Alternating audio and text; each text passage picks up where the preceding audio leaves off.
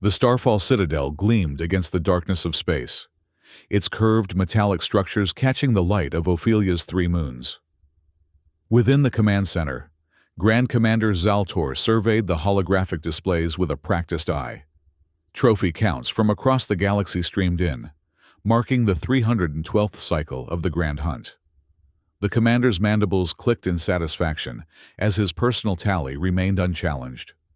"Another successful hunting cycle," announced Fleet Officer Krell, bowing deeply before Zaltor. "The Zargonian dominance remains unchallenged across 17 sectors." Zaltor's exoskeleton shimmered with pride. The ceremonial markings etched across his carapace, telling the story of 300 successful hunts.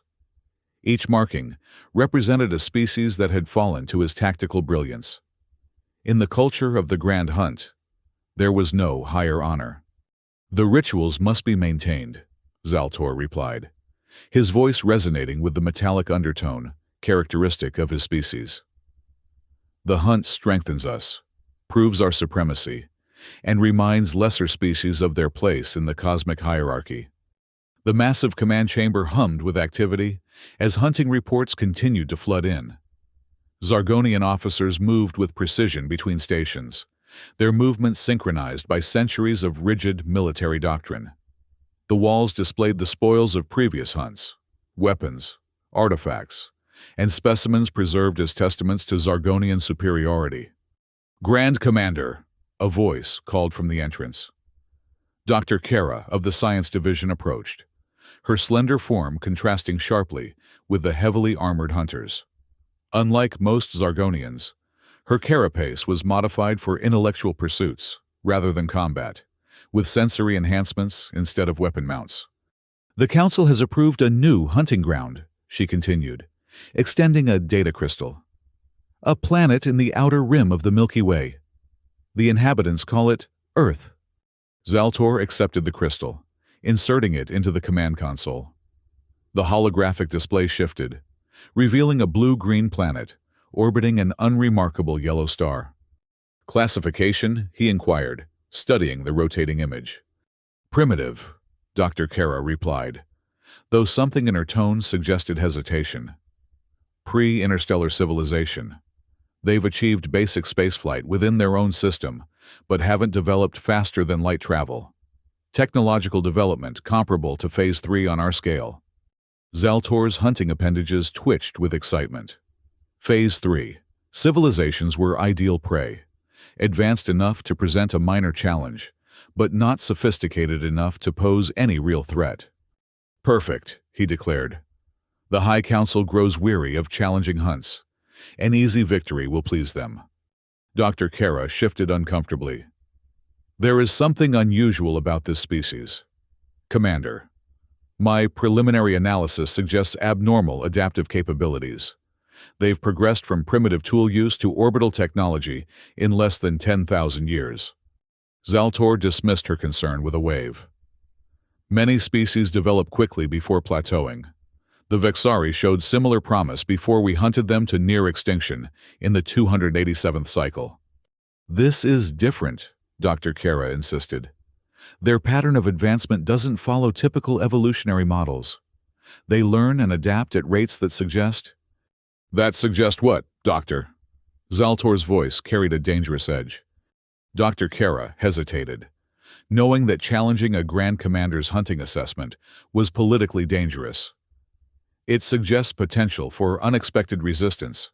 Commander, I recommend caution and extended observation before committing to a full hunting expedition." Zaltor's mandibles clicked in amusement.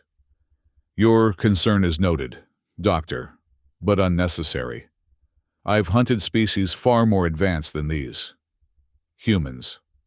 He pronounced the unfamiliar word with disdain. "Prepare the behemoth for departure. We launch in 3 rotations." As Dr. Kara bowed and retreated, Zaltor returned his attention to the holographic display of Earth. Such a small, insignificant world. Yet it would provide him with his next trophy, perhaps the easiest he'd ever claimed. The commander was unaware of Dr. Kara's troubled expression as she left the chamber, or the urgent message she immediately sent to her research team to accelerate their analysis of human behavior patterns. Something about this species troubled her deeply, but she couldn't yet articulate why. 3 rotations later, the massive hunting vessel Behemoth detached from the Starfall Citadel. Its sleek, predatory design reflected the Zargonian philosophy: beautiful, efficient, and lethal.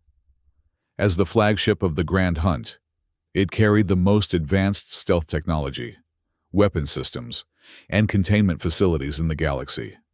Zaltor stood on the command deck, surrounded by his hunting team. To his right was Hunter Veth, the most decorated field operative under his command, her exoskeleton bearing nearly as many markings as Zaltor's own. To his left stood tactical engineer Mora, whose genius had created the adaptive hunting technologies that gave the Zargonians their edge. "Set course for the Sol system," Zaltor commanded. "Activate stealth protocols upon entry. We will observe briefly, then begin the hunt." As the Behemoth accelerated to light speed, Dr. Kara retreated to her laboratory module. Unlike the rest of the command crew, she felt no excitement for the upcoming hunt. Instead, she immersed herself in data analysis, searching for the pattern that eluded her. The key to understanding why humans seemed different from the hundreds of other species the Zargonians had hunted before.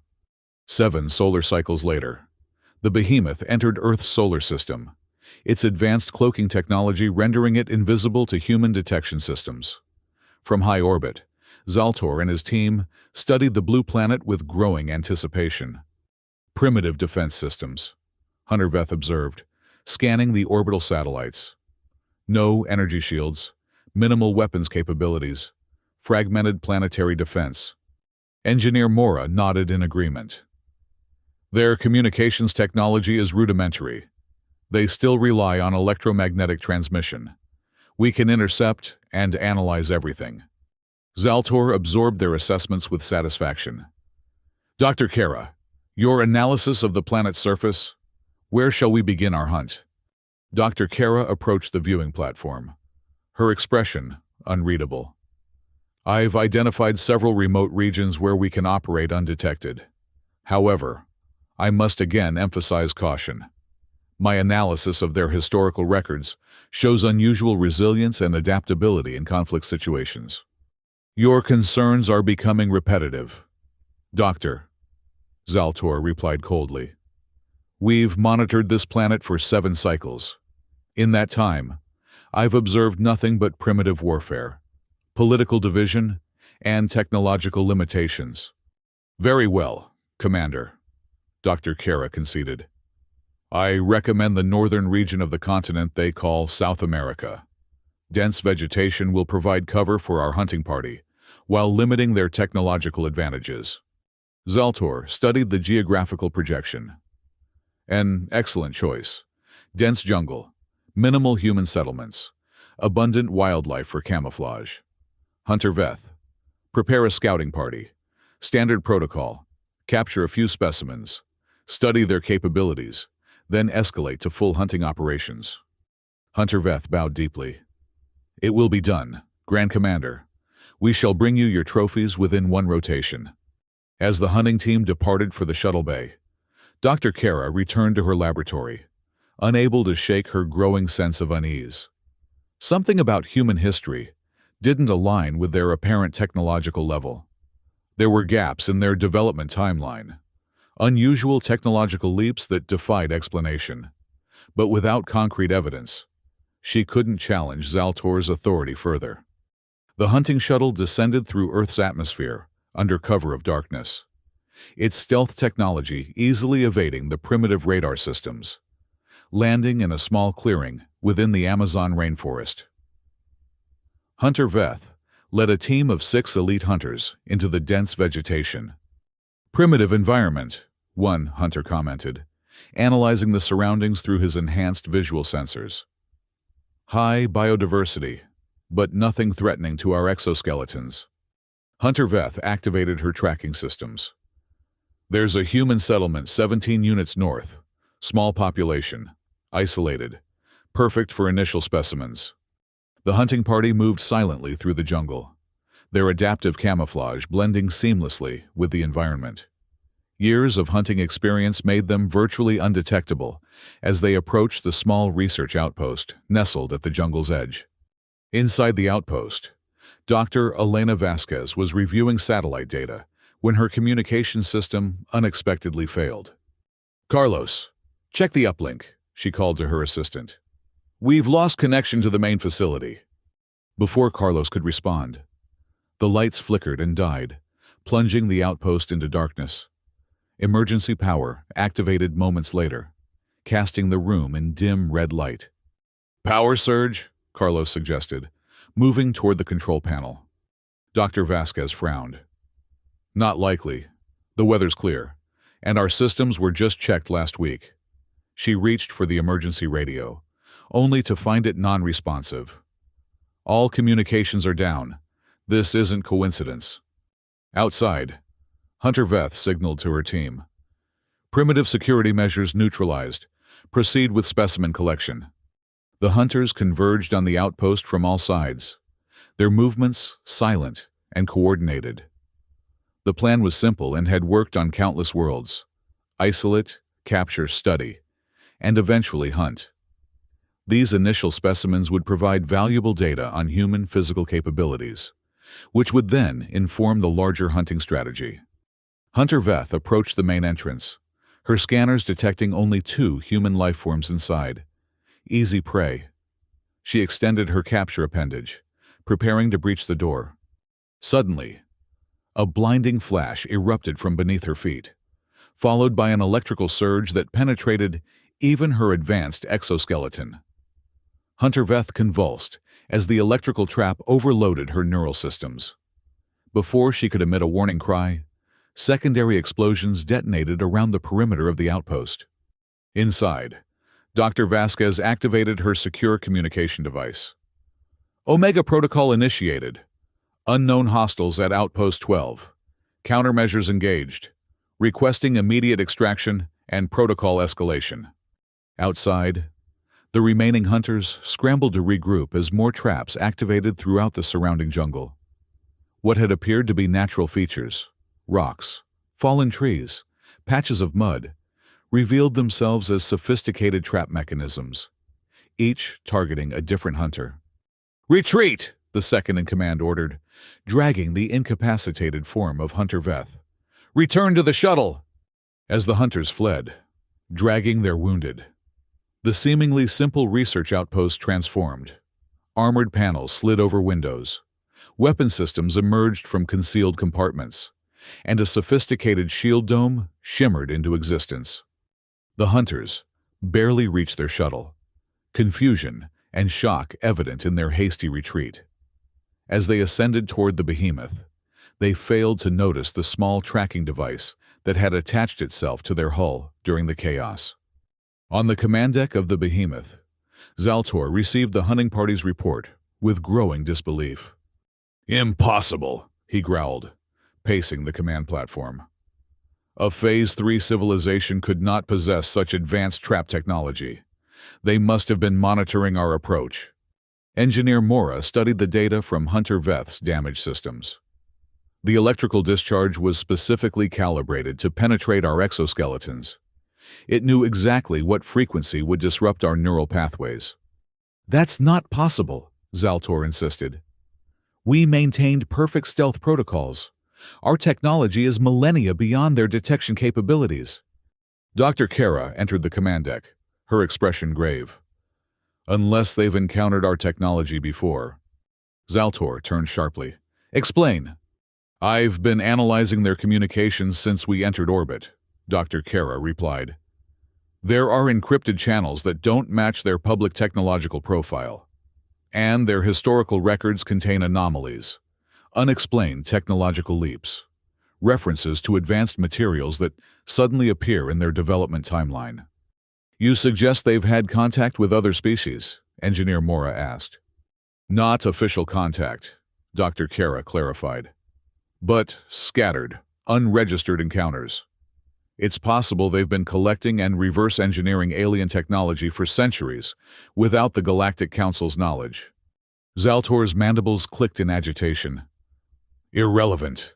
One setback doesn't change our mission. They caught us by surprise with primitive traps. It won't happen again. He turned to Engineer Mora. Prepare a full tactical assault. No more stealth approaches. We'll show these humans the true might of the Zargonian hunting force. As preparations began for a larger assault, Dr. Kara returned to her laboratory, more troubled than ever. She initiated a deeper scan of Earth's orbit, searching for anything that might explain the humans' unexpected preparedness. What she discovered sent a chill through her exoskeleton. Carefully concealed among debris fields and disguised as inoperative satellites were advanced monitoring stations, utilizing technology from at least 3 different alien civilizations, cobbled together in a distinctly human fashion. These humans weren't merely lucky with their traps. They had been watching the behemoth since it entered the solar system, tracking its every move despite the supposedly impenetrable stealth technology. Dr. Kara hesitated before reporting her findings.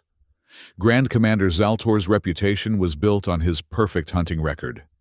Suggesting that humans might present a genuine challenge would be seen as an insult to his abilities. Yet her duty to the mission compelled her to speak. When she returned to the command deck with her discovery, she found Zaltor already deploying the next hunting party, a force 3 times larger than the first, heavily armed and authorized to use lethal force. Commander, I must insist you reconsider, Dr. Kara began. I've discovered evidence that the humans have... Your concerns have been noted and dismissed. Doctor, Zaltor interrupted. The High Council expects results. I will not return to the Citadel without trophies because of one minor setback. Dr. Kara persisted. This is more than a setback. The humans have monitoring technology that shouldn't be possible at their development stage. They've been tracking us, studying us, just as we study them. Zaltor's patience visibly thinned. Then we will give them something worthy of study. The might of a Zargonian battle group will demonstrate why we are the apex predators of the galaxy. As the second hunting party deployed toward Earth, Dr. Kara could only watch in growing dismay. The humans had already proven more prepared than expected. What other surprises might they have waiting? On Earth, the response to the alien incursion was moving with practiced efficiency. Deep beneath the Pentagon in Washington, D.C., General Helena Cruz stood before the United Earth Defense Council, her expression grim as she presented the findings from Outpost 12. The trap worked exactly as designed, she reported, displaying holographic images of the alien hunters.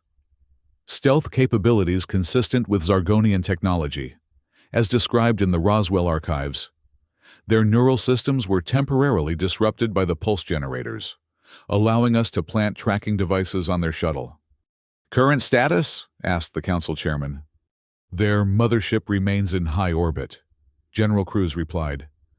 We're tracking it through the ShadowNet satellites. They're preparing a second incursion, larger than the first. As expected, nodded the representative from the European Federation. The Zargonians never retreat from a hunt. It's their cultural blind spot. General Cruz advanced to the next display. We've activated all Omega Protocol facilities. Defense grids are powered and camouflaged. The bait is set. And if they escalate beyond our current capabilities? Asked the Chinese representative. Then we reveal our full hand. General Cruz replied confidently. The Artemis platform is on standby. 23 years of reverse engineering alien technology has prepared us for this moment. We knew they would come eventually. The council chairman rose. Proceed with Omega Protocol. General, show these hunters what happens when they mistake humanity for prey. As the council dismissed, General Cruz retreated to the command center, where her elite team awaited. Sergeant Malik, her operations chief, approached with the latest intelligence. The second hunting party is larger, ma'am, heavily armed and heading for Omega facility in the Ural Mountains. General Cruz smiled thinly. Perfect. Let's welcome our guests properly. High above Earth, The behemoth maintained its stealth orbit as Zaltor monitored the second hunting expedition. This time, he had sent his most experienced hunters, armed with weapons that had subdued species far more advanced than humans. Failure was inconceivable. The hunting party descended toward the mountainous region identified as optimal hunting territory. Unlike the jungle setting of the first attempt, this environment offered less cover for primitive traps and better visibility for Zargonian sensors. "Approach the target with caution," Zaltor instructed over the secure channel. Their first defensive success was anomalous. This time, we are prepared. The shuttle landed 2 units from the detected human installation, which appeared on scans as a simple research facility built into the mountainside. 30 elite hunters deployed in standard formation, their adaptive armor adjusting to the snowy terrain. "No immediate defensive measures detected," reported the team leader. "Proceeding to primary target." The hunters advanced methodically, scanning for the electrical traps that had disabled Hunter Veth. Finding none, their confidence grew with each step. Whatever advantage the humans had possessed in the jungle seemed absent here. Inside Omega Facility, General Cruz watched the aliens approach on multiple screens. "They're following the exact path we predicted. Overconfident after analyzing our first defensive layer." "Trap network standing by," Sergeant Malik confirmed. "All systems nominal." General Cruz nodded. "Let them get closer. I want their full attention before we spring the surprise." On the mountainside, the Zargonian hunters reached the outer perimeter of the facility without incident. The team leader signaled for the assault to begin, weapons primed to breach the seemingly simple human structure. The first breach charge detonated against the facility's exterior wall and did nothing. The reinforced material absorbed the energy without visible damage. "Impossible," muttered the team leader, adjusting his weapon to a higher setting. "This material should not exist on a Phase 3 world." Before he could fire again, the ground beneath the hunting party suddenly shifted. What had appeared to be solid rock split open, revealing a complex network of mechanical traps. Hunters scrambled for stable footing as gravitational disruptors activated, throwing their equilibrium into chaos. "Ambush!" the team leader shouted, firing wildly as his body was pulled in multiple directions by the conflicting gravitational fields. From concealed turrets along the mountainside, precision energy weapons opened fire, not standard human projectiles, but concentrated beams that perfectly matched the frequency vulnerabilities of Zargonian exoskeletons. In the command center, General Cruz watched dispassionately as the alien hunters were systematically disabled. "Phase 2, she ordered.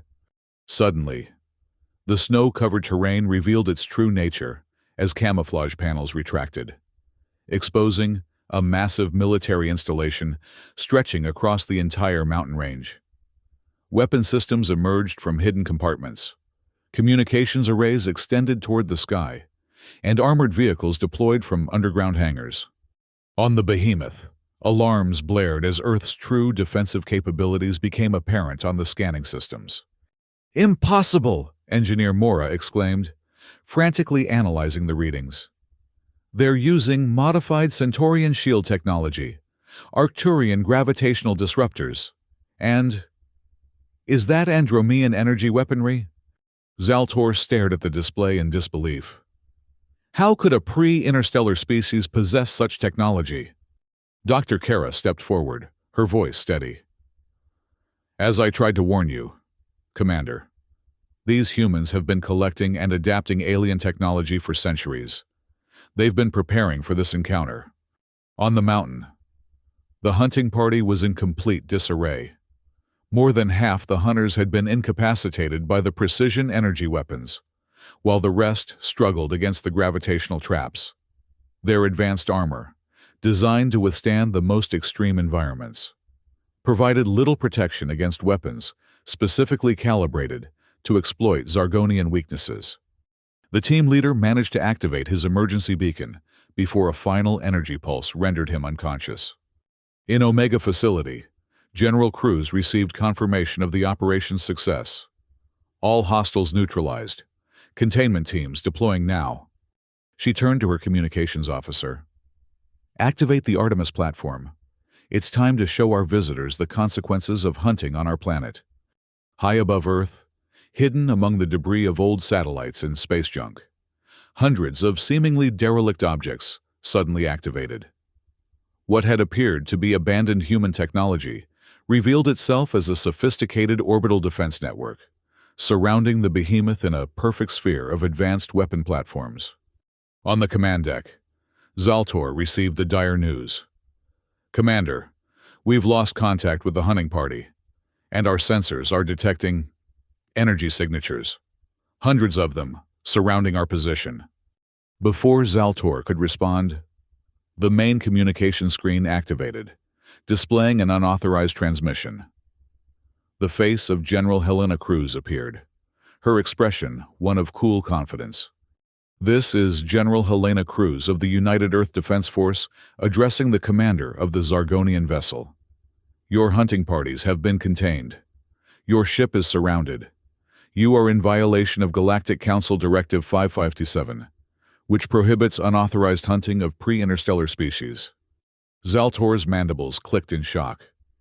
This human not only knew about the Galactic Council, but was citing its own directives against him.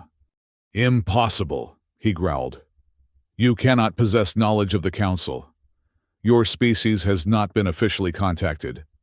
General Cruz smiled thinly. Official contact and actual contact are very different things. Commander, humanity has been aware of the wider galactic community for over 2 centuries. We've been preparing for this day since we recovered our first piece of alien technology in 1947. She continued, her voice hardening. You have 2 options: surrender and face Galactic Council justice for your unauthorized hunt, or attempt to flee and be destroyed by the Artemis platform. You have 5 minutes to decide. The transmission ended, leaving the command deck in stunned silence. Can they truly destroy us? Zaltor demanded, turning to Engineer Mora. The engineer analyzed the readings with growing horror. The weapons platforms surrounding us. They're using modified Zargonian technology, our own designs, repurposed and optimized. They know exactly how to penetrate our shields. Impossible! Zaltor slammed his hunting appendage against the command console.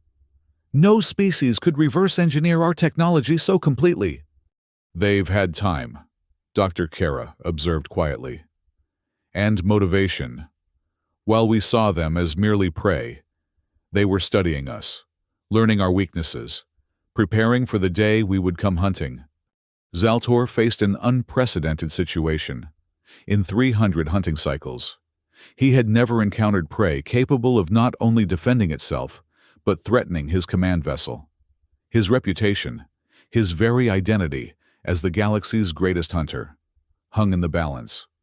Prepare battle stations, he ordered. We will show these humans the true might of a Zargonian warship. Engineer Mora hesitated. Commander, our analysis suggests their weapons are specifically calibrated to our defensive frequencies. A direct confrontation would be unwise. Before Zaltor could respond, another alarm sounded. Commander, additional vessels detected entering the system. The tactical display shifted to show 3 ships approaching at superluminal velocity. Their design was unmistakable. Galactic Council enforcement vessels. They've contacted the Council, Dr. Kara realized, turning to Zaltor. The humans must have communications technology far beyond what we believed possible. The lead Council vessel established immediate contact. Attention, Behemoth. This is Council Enforcer Draknar. You are ordered to stand down immediately. Unauthorized hunting of protected species is a direct violation of Council law. Power down your weapons and prepare to be boarded. Zaltor stood frozen, his perfect hunting record crumbling before him. Surrounded by human weapons platforms, confronted by Council enforcers, and with his hunting parties captured, there was no path to victory. Stand down, he finally ordered, his voice hollow with defeat. Power down all systems. As the behemoth surrendered, Dr. Kara approached her commander. "There is more to this situation than we understand," she said quietly. "The humans shouldn't have been able to contact the Council so quickly. Something larger is at play." 3 rotation cycles later, Zaltor found himself standing before the Galactic Council itself. The Grand Chamber, with its semicircular arrangement of platforms for the representatives of hundreds of spacefaring civilizations, would normally have inspired awe. Today, it filled him with dread.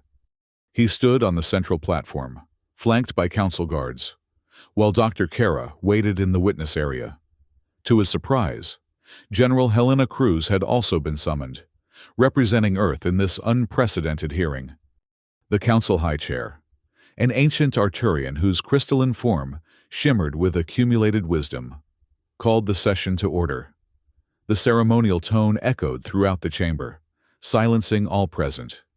"This council has convened to address a grave violation of our most sacred laws," the High Chair began. "Grand Commander Zaltor of the Zargonian Empire stands accused of unauthorized hunting of a protected species. The evidence will be presented, and judgment rendered."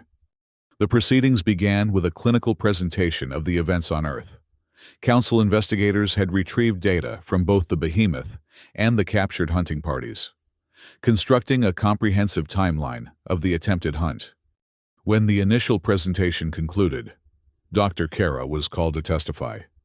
She approached the central platform with measured steps, aware that her words would either condemn or potentially mitigate Zaltor's actions. "Dr. Kara," the High Chair addressed her, "you served as science officer aboard the behemoth. Did you advise Grand Commander Zaltor regarding the unusual nature of the human species?" "I did," Dr. Kara confirmed. "My analysis indicated abnormal adaptive capabilities and technological development patterns that suggested caution was warranted." "And did Grand Commander Zaltor heed your advice?" Dr. Kara hesitated, glancing at Zaltor. "The commander acknowledged my concerns but determined they were insufficient to alter the hunting protocol." The questioning continued, establishing that Zaltor had been warned repeatedly, yet proceeded with the hunt, despite mounting evidence that humans were more advanced than initially believed. When Dr. Kara was dismissed, General Cruz was called forward. Her presence, a human standing before the Galactic Council, was unprecedented and drew murmurs from the assembled representatives. "General Cruz," the High Chair began, "your species has not been officially welcomed into the galactic community, yet you demonstrate knowledge of our laws and protocols. Explain this apparent contradiction." General Cruz stood confidently before the council, her military bearing evident even in this alien environment. "Distinguished representatives, humanity has been aware of the wider galactic community for over 2 centuries. Our first documented encounter with extraterrestrial technology occurred in 1947, when a Zargonian scout ship crashed in Roswell, New Mexico. This revelation sent a shockwave through the chamber. The Zargonian representative rose in protest. "Impossible! We have no record of any such incident." "Of course not," General Cruz replied calmly. "It was an unauthorized scouting mission, preceding a planned hunt that never materialized. The crash gave us our first glimpse of advanced technology, and our first warning that we were being viewed as prey." She continued, activating a holographic display showing a timeline of Earth's extraterrestrial encounters. "Since then, we've documented 47 distinct incidents involving 17 different species. In each case, we recovered technology, studied it, and integrated it into our defensive capabilities, all while maintaining the appearance of a relatively primitive civilization." "This is unprecedented," the High Chair observed. "No species has ever developed in such a manner, hiding their true technological level while preparing for potential threats. Survival required adaptation," General Cruz explained. "We learned from each encounter. The Centaurian vessel that malfunctioned over Antarctica in 1959 gave us shield technology. The Arcturian scout that crashed in Siberia in 1976 provided gravitational manipulation principles, Each incident advanced our capabilities while confirming our suspicions that many species viewed Earth as nothing more than a hunting ground. The council chamber fell silent as the implications became clear.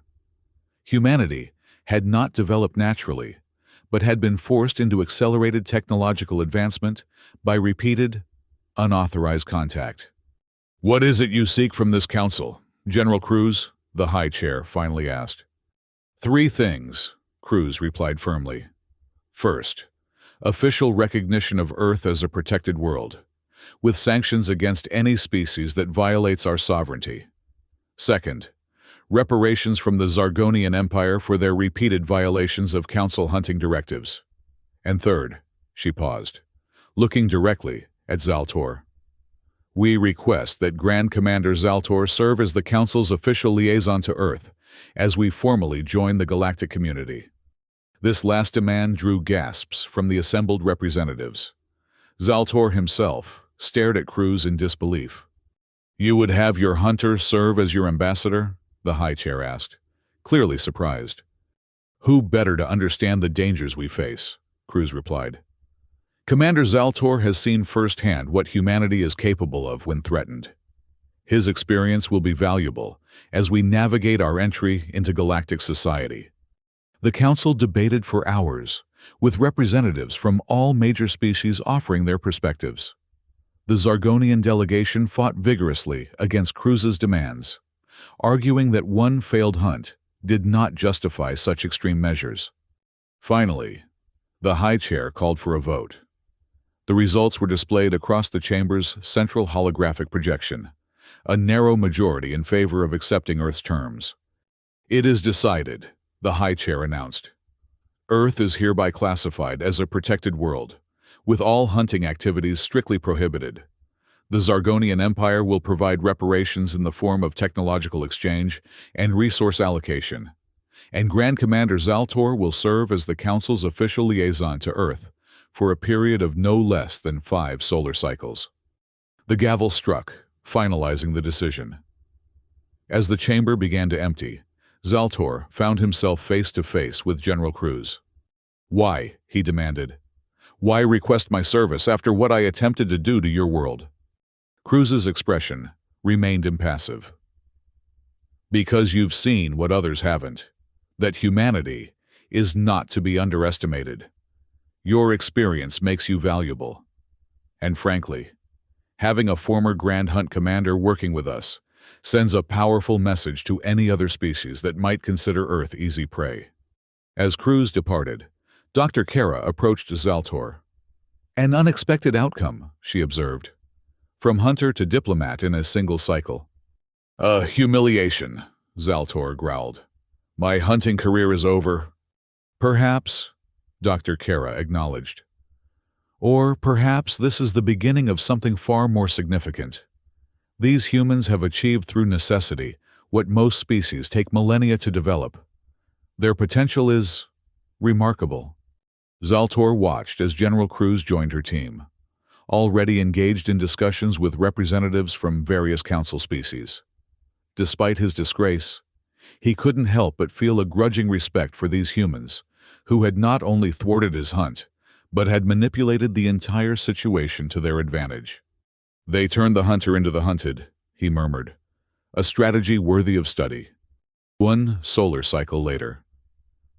Zaltor stood on the observation deck of the Earth orbital station Unity, watching as delegations from across the galaxy arrived for the formal ceremony, welcoming humanity into the galactic community. The station itself was a testament to human ingenuity, a seamless blend of technologies from a dozen different species, adapted and improved upon in ways that even impressed veteran council engineers. General Cruz joined him at the viewport, now dressed in the formal diplomatic attire of Earth's representative to the council. "Quite a change from our first encounter," she observed. "Indeed," Zaltor acknowledged. His own status had been irrevocably altered. No longer the feared Grand Commander of the Hunt, he now served as an advisor and intermediary, a role he was still adjusting to. "The hunting parties I sent to your world," he said after a moment's hesitation. "What became of them?" They've been studying our culture and technology under supervision, Cruz replied. Several have expressed interest in remaining on Earth as part of the exchange program. Your Hunter Veth, in particular, has shown remarkable insight into the differences between our species. Zaltor's mandibles clicked in surprise. Veth was my most dedicated hunter. I cannot imagine her accepting such a role. People change when their perspectives are challenged, Cruz said simply. Just as you have. Before Zaltor could respond, Dr. Kara approached, now serving as the scientific liaison between Earth and the Council. The ceremony is about to begin, she announced. The High Chair has requested both your presences on the central platform. As they moved toward the ceremonial chamber, Zaltor reflected on the extraordinary chain of events that had led to this moment. What had begun as a simple hunt had transformed into a pivotal moment in galactic history, the formal recognition of humanity, not as prey, but as equals. The massive chamber was filled with representatives from hundreds of worlds, many viewing humans directly for the first time. The High Chair stood at the center, its crystalline form radiating serene authority. Today, we welcome Earth into the community of spacefaring civilizations. The High Chair began. Their path has been unique, forged not through natural development, but through resilience in the face of unauthorized interference. They remind us that greatness can emerge from adversity, and that no species should be judged solely by appearances. Zaltor stood beside General Cruz as the formal treaties were signed and witnessed. What struck him most was not the ceremony itself, but the reactions of the other hunting species present. He could see the reassessment in their postures, the new calculations behind their eyes. Word had spread quickly about what had happened to the mighty behemoth and its elite hunting parties. Earth was no longer viewed as easy prey. It had earned respect through demonstration of strength and cunning, the only currency truly valued among predator species. As the ceremony concluded, Zaltor turned to Cruz. Your strategy was flawless, he admitted. You allowed us to believe you were vulnerable, while preparing for our arrival all along. Cruz smiled thinly. The best defense is one your adversary never sees coming. We learned that lesson from studying the histories of countless species who failed to prepare adequately. And now, Zaltor asked, now that Earth has joined the Council, what is your next objective? Cruz's expression became serious. To ensure no other emerging civilization faces what we did, centuries of unauthorized interference and attempted exploitation. The hunting cultures of this galaxy have operated with impunity for too long. Zaltor recognized the subtle challenge in her words. You would change traditions that have existed for millennia? Traditions evolve or they die, Cruz replied simply. The grand hunt will continue, but with new rules and oversight. The era of hunting sentient species without consequence has ended. As they parted ways, Zaltor found himself contemplating a future very different from the one he had envisioned. His hunting days were over, but perhaps there was honor to be found in this new role, helping to reshape the relationship between predator and prey throughout the galaxy. On the Starfall Citadel, news of Earth's acceptance into the Galactic Council spread rapidly. The hunting clans gathered in the Great Hall, mandibles clicking in agitation as they discussed the implications. Unacceptable, declared Huntmaster Krell. One failure should not end centuries of tradition. But others were more contemplative. If these humans could defeat Zaltor, perhaps we have been too quick to judge pre-interstellar species, suggested a veteran hunter. Perhaps true honor lies in hunting worthy opponents, not merely easy prey. As the debate raged, a message arrived from Zaltor himself, not a plea for redemption or an excuse for his failure, but a warning and an invitation. The humans were extending an offer to the hunting clans: adapt to the new reality or face increasing restrictions from the Council. In his private chambers aboard the Unity Station, Zaltor reviewed reports from across the galaxy. Already, 3 other supposedly primitive worlds had revealed advanced defensive capabilities, following Earth's example. The era of easy hunting was ending, replaced by a more complex galactic order, where appearances could no longer be trusted. Dr. Kara joined him, bringing data from her latest collaborative project with human scientists. "Remarkable," she commented. "Their ability to synthesize disparate technologies exceeds anything in our historical records." "They had necessity as their teacher," Zaltor replied. "While we grew complacent in our technological superiority, they were forced to innovate simply to survive." "And now?" Kara asked. Zaltor gestured toward the viewport, where Earth rotated serenely below. "Now the galaxy will never be the same. The predators thought humans were easy prey. They were wrong, and that mistake has changed everything." As ships from a dozen worlds orbited Earth, negotiating treaties and establishing diplomatic relations, Zaltor understood that he had witnessed not just the end of a hunt, but the beginning of a new galactic order. The hunters had become the hunted, and in that reversal lay a lesson that would echo across the stars for generations to come. The predators of the galaxy would never again underestimate the blue planet or its resourceful inhabitants, for humanity had proven the most dangerous truth of all, that sometimes the most formidable prey is the one that refuses to accept its role in the natural order, the one that fights back.